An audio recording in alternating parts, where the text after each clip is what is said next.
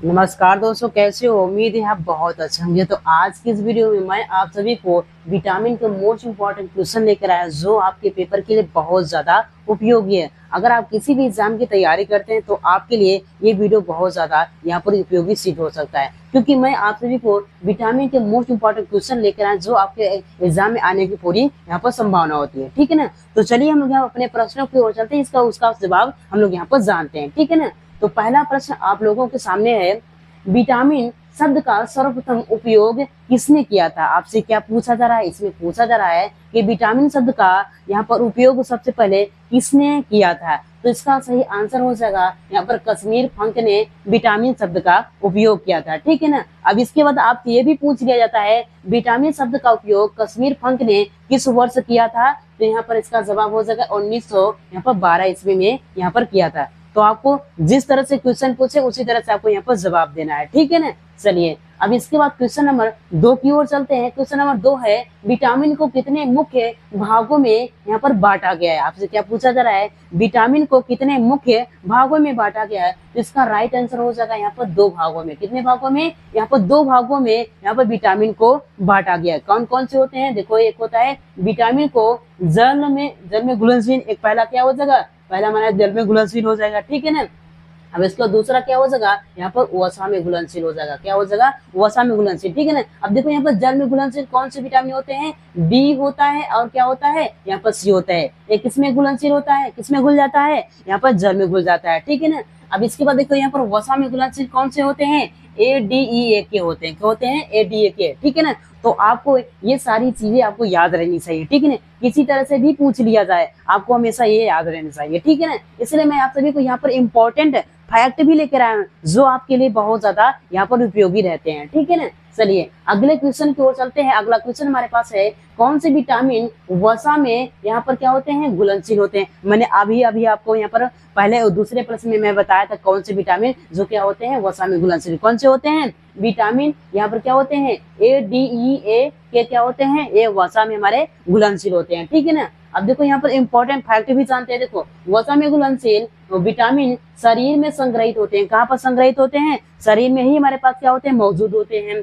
और अधिक मात्रा में लेने से नुकसान भी क्या हो सकता है? नुकसान भी हो सकता है। तो आपको ये भी आपको याद रहना चाहिए। और आपसे पूछ लिया जाए कि यहाँ पर वसा में पानी में कौन घुलनशील होते हैं, तो आपको क्या बताना है? यहाँ पर बी और यहाँ पर सी क्या होते हैं? यहाँ पर ये हमारे पानी में मौजूद होते हैं। तो आपको ये भी याद रहना चाहिए। ठीक है? चलिए अगला क्वेश्चन है, कौन सा विटामिन जल में यहाँ पर घुलनशील होता है? मैंने अभी आपको बताया कौन से होते हैं? यहाँ पर BC होते हैं। क्या होते हैं? BC क्या होते हैं? हमारा यहाँ पर जल में घुलनशील होते हैं। ऑप्शन क्या होते हैं? यहाँ पर सी हमारा राइट आंसर हो जाएगा। ठीक है ना? अब देखो यहाँ पर जल में घुलनशील विटामिन शरीर में संग्रहित नहीं होते हैं।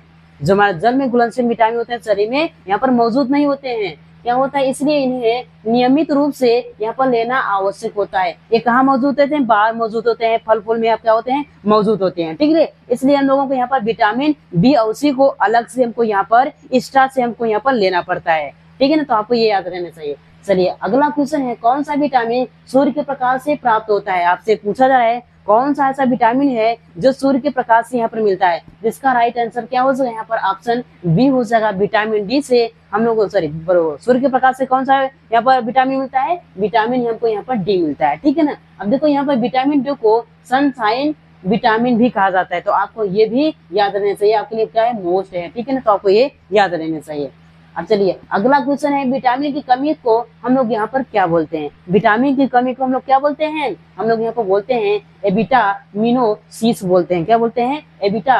एबिटामिनोसिस बोलते हैं। ठीक है ना? अब देखो यहाँ पर एबिटामिनोसिस विटामिन की कमी के कारण होने वाली बीमारियों को कहा जाता है। किसको कहा जाता है? देखो यहाँ पर एबिटामिनोसिस विटामिन की कमी कमी के कारण होने वाले बीमारियों को कहा जाता है। किसको कहा जाता है? बीमारियों को। तो आपको ये भी याद रहना चाहिए। अगला क्वेश्चन है, विटामिन ए की कमी से कौन सा यहाँ पर रोग उत्पन्न होता है? आपसे पूछा जा रहा है विटामिन ए की कमी से कौन सा यहाँ पर रोग उत्पन्न होता है? तो इस ऑप्शन क्या हो जाएगा? यहाँ पर सी हो जाएगा, रतौंधी होती है। किससे होती है? विटामिन ए की कमी से हमारा क्या होता है? रतौंधी होती है। ठीक है ना? अब देखो विटामिन ए की कमी एक ही आंखों की रोशनी को बढ़ाने में मदद करता है। अगर आप लोग यहाँ पर नियमित रूप से अगर विटामिन ए का सेवन कर रहे हैं तो आपकी रोशनी यहाँ पर बहुत ज्यादा यहाँ पर रहती है, ठीक है ना। अगर आप जैसे यहाँ पर विटामिन ए की कमी कर देंगे तो आपकी रोशनी क्या हो जाएगी, बहुत ज्यादा यहाँ पर कम हो जाएगी धीरे धीरे, ठीक है ना। इसलिए आपको हमेशा यहाँ पर विटामिन ए का सेवन करते रहना चाहिए।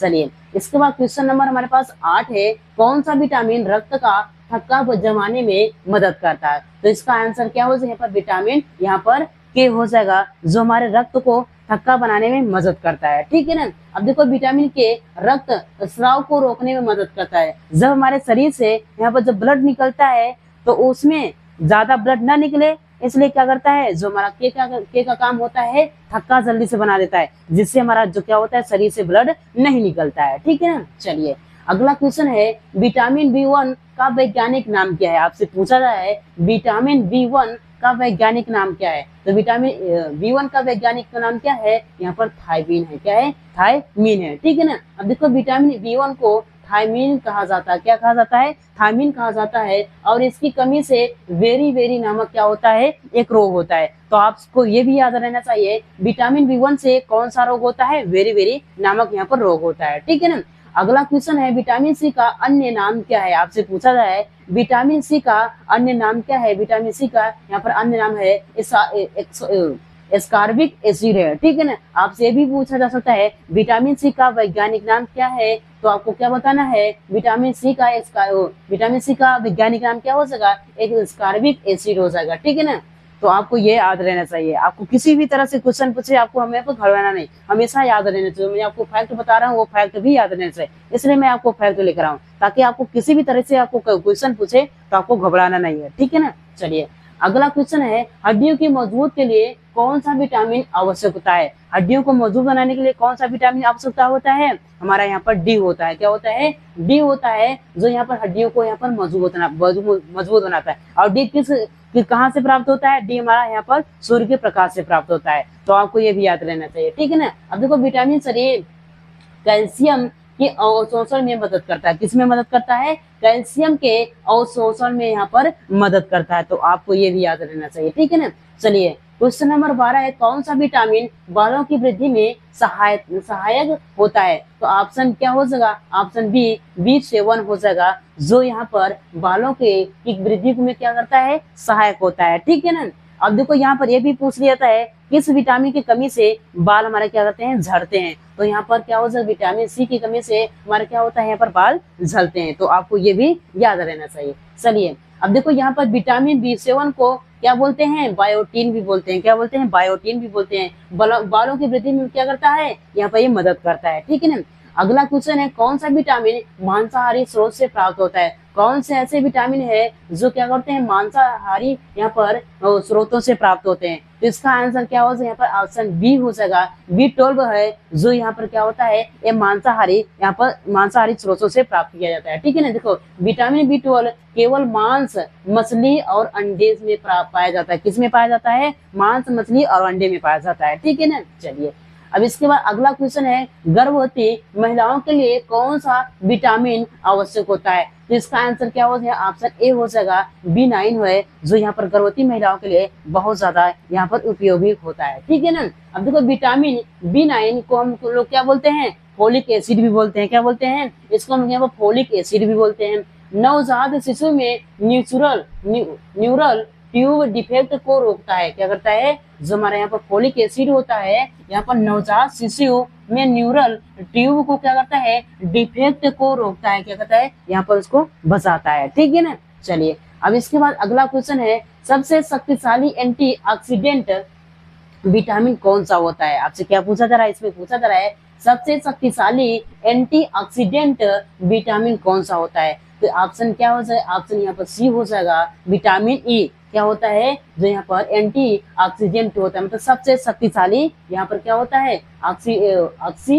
एंटीऑक्सीडेंट विटामिन कौन सा होता है, विटामिन ई होता है, ठीक है ना। अब देखो यहाँ पर विटामिन ई शरीर में फ्री रेडिकल्स को खत्म कर एंटीऑक्सीडेंट की तरह काम करता है। क्या करता है, जो हमारा विटामिन ई होता है शरीर में फ्री रेडिकल्स को खत्म कर एंटीऑक्सीडेंट की तरह क्या करता है, ये काम करता है। तो आपको ये भी याद रहना चाहिए। चलिए अगले क्वेश्चन की ओर चलते हैं। अगला क्वेश्चन है, 16 नंबर है, कौन सा विटामिन त्वचा और झुर्रियों को रोकने में मदद करता है? कौन सा ऐसा विटामिन है जो हमारे शरीर में त्वचा और झुर्रियों को क्या करता है, रोकने में मदद करता है। ठीक है ना, तो ऑप्शन क्या हो जाएगा, ऑप्शन यहाँ पर ए हो, सॉरी ऑप्शन सी हो जाएगा विटामिन ए। ठीक है ना, विटामिन ए त्वचा को झुर्रियों से बचाता है। किससे बचाता है? जो यहाँ पर झुर्रियों से होता है। कभी कभी हमारे यहाँ पर चेहरे में क्या होता है, झुर्रियां पड़ जाती है। यहाँ पर कौन बचाता है? झुर्रियां ना पड़े, कौन बचाता है? विटामिन यहाँ पर ई बचाता है, जो हमारी झुर्रियों को क्या करता है, रोकता है। ठीक है ना, और इसे एंटी एंजिल का काम करता है। किससे काम करता है यहाँ पर इसको, और इसे क्या होता है, एंटी एंजिल का यहाँ पर क्या करता है, हमारा ये काम करता है। ठीक है ना, चलिए अगला क्वेश्चन है, रक्त निर्माण के लिए कौन सा विटामिन आवश्यक होता है? आपसे पूछा जा रहा है रक्त निर्माण के लिए कौन सा विटामिन आवश्यक होता है। तो यहाँ पर B12 होता है। क्या होता है? B12 होता है, जो यहाँ पर रक्त निर्माण के लिए क्या होता है, बहुत ज्यादा यहाँ पर आवश्यक होता है। ठीक, आवश्यक होता है। देखो B12 यहाँ पर लाल रक्त कोशिकाओं के निर्माण में सहायक होता है। अभी मैंने बताया यहाँ पर जो B12 होता है, लाल रक्त कोशिकाओं के निर्माण के लिए क्या करता है, यहाँ पर सहायक होता है। ठीक है ना, चलिए अगला क्वेश्चन है, बेरी रोग किस विटामिन की कमी से होता है? मैंने आपको पहले ही बता दिया था, किससे होता है? B1 से होता है। विटामिन B1 से क्या होता है, बेरी नामक यहाँ पर रोग होता है। ठीक है ना, अब देखो यहाँ पर बेरी विटामिन को क्या करते हैं हम लोग, यहाँ पर B1 को क्या बोलते हैं, थायमिन बोलते हैं।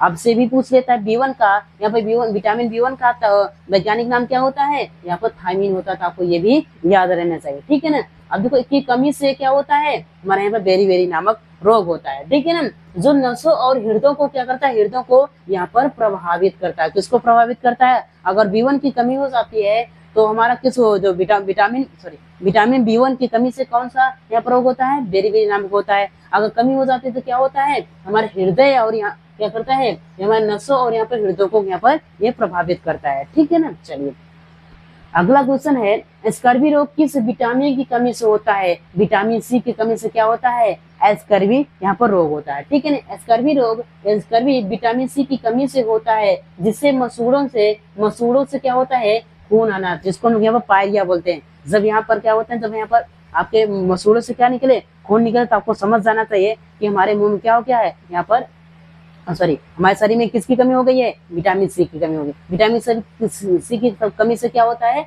यहाँ पर हमारे मसूड़ों से यहाँ पर खून निकलने लगता है। ठीक है ना, चलिए अगला क्वेश्चन है, कौन सा विटामिन आंखों की रोशनी के लिए बहुत ज्यादा यहाँ पर उपयोगी होता है? विटामिन ए क्या होता है, हमारी आंखों के लिए बहुत ज्यादा यहाँ पर उपयोगी होता है। और विटामिन ए की कमी से कौन सा रोग होता है, रतौंधी होती है। क्या होता है, रतौंधी होती है। तो आपको ये भी याद रहना चाहिए। ठीक है ना, विटामिन ए को हम लोग क्या बोलते हैं, रेटिनॉल भी बोलते हैं। क्या बोलती है, रेटिनॉल। आंखों की रोशनी को बनाए रखने के लिए क्या करता है, हमारी मदद करता है। ठीक है ना, तो इसलिए आपको यहाँ पर विटामिन ए जिस स्रोत से मिले तो आपको उसको क्या करना है, खाना चाहिए। ठीक है ना, चलिए अब इसके बाद यहाँ पर एस्कॉर्बिक एसिड किस विटामिन का यहाँ पर वैज्ञानिक नाम है? तो यहाँ पर विटामिन सी का क्या नाम है, यहाँ पर एस्कॉर्बिक एसिड भी कहते हैं। ठीक है ना, अब देखो विटामिन सी का वैज्ञानिक नाम क्या है, एस्कॉर्बिक एसिड है। तो आपको ये हमेशा याद रहना चाहिए। ठीक है ना, चलिए अगला क्वेश्चन है, हड्डियों से संबंधित रोग रिकेट्स किस विटामिन की कमी से होता है? विटामिन डी की कमी से क्या होता है, यहाँ पर रिकेट्स होता है। और रिकेट्स का मतलब क्या होता है, हमारी जो हड्डियां होती हैं मुड़ने लगती है, तो उसी को लोग यहाँ पर रिकेट्स बोलते हैं। ठीक है ना, तो आपको ये भी याद रहना चाहिए। चलिए अगला क्वेश्चन है आप लोगों के सामने, कौन सा विटामिन ब्लड क्लॉटिंग मतलब यहाँ पर रक्त जमने में सहायक होता है? तो मैंने अभी भी आपको बताया था, कौन सा होता है, विटामिन के होता है, जो हमारे ब्लड को थक्का बनाने में यहाँ पर मदद करता है। ठीक है ना, अब विटामिन की जो क्या होता है, खून को बहने से क्या होता है, रोकने में हमारी मदद करता है। ठीक है ना, जब कहीं पे चोट लग जाती है, तो यहाँ पर चोट लग जाती है, अगर आपके शरीर में के बहुत ज्यादा यहाँ पर मात्रा में मौजूद है, तो आपका खून बहुत ज्यादा मात्रा में नहीं निकलेगा। जैसे निकलेगा तैसे ही क्या होता है, हमारा यहाँ पर जो विटामिन क्या होता है, हावी हो जाता है, और हमारा क्या होता है, खून का यहाँ पर थक्का बनने लगता है, जिससे हमारा ब्लड क्या होता है, बाहर नहीं निकलता है। ठीक है ना, चलिए अगला क्वेश्चन है, सबसे पहले कौन सा विटामिन खोजा गया? आपसे पूछा जा रहा है सबसे पहले कौन सा विटामिन की यहाँ पर खोज की गई? तो यहाँ पर विटामिन ए की सबसे पहले यहाँ पर खोज की गई थी। ठीक है ना, तो आपको याद रहना चाहिए। देखो विटामिन ए सबसे पहले खोजा गया था और इसे रेटिनाल कहा गया। क्या कहा गया? इसको हम लोग यहाँ पर रेटिनाल भी कहते हैं। ठीक है ना। चलिए अब इसका क्वेश्चन नंबर 25 है, किस विटामिन की कमी से त्वचा पर दरारें और जलन होती है? बी यहाँ पर 2 से क्या होता है? B2 से क्या होता है? यहाँ पर त्वचा पर क्या होता है? दरारें या और यहाँ पर क्या होती है? जलन होती है। ठीक है ना। चलिए अब देखो यहाँ पर B2 विटामिन बी यहाँ पर तो B2 को राइबोफ्लेविन की कमी से सॉरी वो विटामिन टू को हम क्या बोलते हैं? यहाँ पर राइबोफ्लेविन कहते हैं। क्या बोलते हैं? राइबोफ्लेविन भी कहते हैं। अब इसकी कमी से क्या होता है? त्वचा पर फटने और यहाँ पर जलन की समस्या यहाँ पर हो सकती है। ठीक है ना। किसके कारण होती है? विटामिन B2 से होती है। ठीक है ना। चलिए इसके बाद क्वेश्चन नंबर 26 है, विटामिन B9 का वैज्ञानिक नाम क्या है? आपसे पूछा जा रहा है कि विटामिन B9 का वैज्ञानिक नाम क्या है? तो इसका आंसर क्या हो जाएगा? यहाँ पर फोलिक एसिड हो जाएगा। मतलब क्या हो जाएगा? यहाँ पर फोलिक एसिड, मतलब यहाँ पर ऑप्शन सी सही हो जाएगा। ठीक है ना। तो विटामिन B9 को फोलिक एसिड कहा जाता है। ठीक है ना। और यह गर्भवती महिलाओं के लिए क्या होता है? बहुत ज्यादा यहाँ पर आवश्यक होता है। ठीक है ना। चलिए अगला क्वेश्चन है, कौन सा विटामिन शरीर में कैल्शियम को अवशोषित करने में मदद करता है? तो कौन होता है? यहाँ पर विटामिन डी होता है, जो यहाँ पर कैल्शियम को क्या करता है? अवशोषित करने में हमारी मदद करता है। अब देखो यहाँ पर विटामिन डी शरीर में कैल्शियम के अवशोषण में मदद करता है, जिससे हड्डियां क्या होती हैं? बहुत ज्यादा यहाँ पर मजबूत होती हैं। ठीक है ना। चलिए क्वेश्चन नंबर 28 है, कौन सा विटामिन रोग प्रतिरोधक क्षमता को बढ़ाने में मदद करता है? कौन सा होता है? यहाँ पर क्या होता है? ऑप्शन बी, मतलब विटामिन सी, जो क्या करता है? यहाँ पर प्रतिरोधक क्षमता को बढ़ाने में हमारी मदद करता है। ठीक है ना। अब देखो विटामिन सी इम्यून सिस्टम को क्या करता है? मजबूत करता है और यह संक्रमण से बचाता है। किस मतलब? संक्रमण से बचाता है। ठीक है ना। चलिए इसके बाद क्वेश्चन नंबर यहाँ पर 29 है, विटामिन ई को किस नाम से जाना जाता है? विटामिन ई को किस नाम से जाना जाता है? टोकोफेरॉल के नाम से जाना जाता है। किससे नाम जाता है? यहाँ पर टोकोफेरॉल, मतलब यहाँ पर ऑप्शन बी सही हो जाएगा। ठीक है। चलिए देखो यहाँ पर विटामिन ई का वैज्ञानिक नाम क्या होता है? टोकोफेरॉल होता है। क्या होता है? फेरॉल होता है। और यह त्वचा और बालों के लिए क्या होता है? यहाँ पर अच्छा होता है। तो आपको ये भी याद रहना चाहिए। चलिए अब इसके बाद क्वेश्चन नंबर यहाँ पर 30 है। ठीक है ना। कौन सा विटामिन गर्भावस्था के दौरान भ्रूण के सही विकास में क्या करता है? मदद करता है। ठीक है ना। तो ऑप्शन क्या हो जाएगा? विटामिन यहाँ पर 9 हो जाएगा, B9, जो क्या होता है? गर्भवती महिलाओं के लिए बहुत ज्यादा यहाँ पर उपयोगी होता है। ठीक है ना। फोलिक एसिड मतलब विटामिन B9 गर्भावस्था के लिए दौरान भ्रूण के मस्तिष्क और रीढ़ की हड्डी की सही विकास में क्या करता है? बहुत ज्यादा यहाँ पर मदद करता है। ठीक है ना। चलिए अब इसके बाद क्वेश्चन नंबर हमारे पास यहाँ पर 31 है। इसका जवाब आपको कमेंट बॉक्स में बताना है। आपको क्या करना है? इसका जवाब आपको यहाँ पर कमेंट बॉक्स में आपको खुद बताना है। ठीक है ना। तो इसका आंसर क्या होगा? ठीक है। क्या बोला? कौन सा है? देखिए, और विटामिन B12 का प्रमुख स्रोत क्या होता है? आपको इसका कमेंट करके आपको जरूर बताना है इसका आंसर क्या होगा। ठीक है ना। शायद एक क्वेश्चन और है, अब नहीं है। ठीक है ना। चलिए तो हम लोगों ने यहाँ पर इस वीडियो में लगभग यहाँ पर 30 प्रश्नों को हम लोग यहाँ पर कवर किया है। कितने प्रश्नों को किया है? हम लोगों ने यहाँ पे इस वीडियो में 30 प्रश्नों को यहाँ पर कवर किया है। तो उम्मीद करता हूँ आप सभी को ये वीडियो अच्छा लगा है, और आपको कमेंट करके बताना है कि आप लोगों को पहले कितने यहाँ पर प्रश्नों का जवाब पहले पता था। ठीक है ना। उम्मीद करता हूँ आपके लिए वीडियो बहुत अच्छा लगा, और आपको ये वीडियो अच्छा लगा तो एक लाइक जरूर कीजिए। हाँ, आपको जो मैंने अभी कोई प्रश्न दिया इसका जवाब को कमेंट में जरूर बताया। ठीक है ना। तो चलिए मिलते हैं एक और नए वीडियो में। तब के लिए जय हिंद, वंदे मातरम।